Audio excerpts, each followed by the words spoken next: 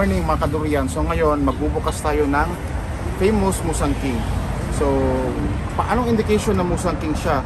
First, it has a sa bottom niya may starfish na ganito. Ayan.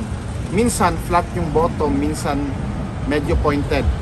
But Musang King pa rin siya. Meron din siyang crown sa taas, ito. And ang pinaka-indication niya is yung laman niya. It should be creamy, meaty, and flat seeds. So, without any buksan natin itong Musang King. So, ang source, natin, problema sa Musang King is very scarce or ang hirap hanapin and kakaunti lang. So, the only solution is to plant.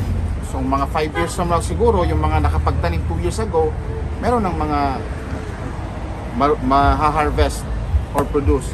875 per kilo, 65 ringgit. So, very expensive. Golden and golden yellow siya.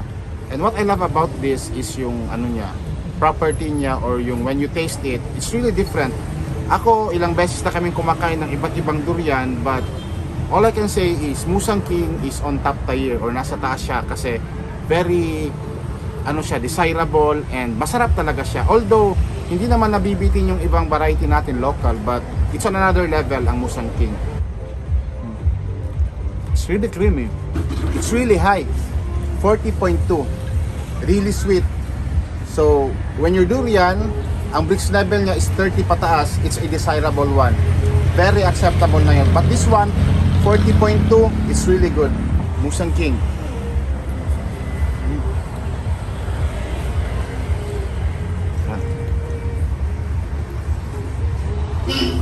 And one thing with Musang King is usually flat seeds siya. Ito, medyo malaki pa nga to kahit flat seeds, but pag older na yung tree, mas maliliit ang buto nito. Mga interested magtanim, buy Musang King planting material. So, Musang King or Cat Mountain King.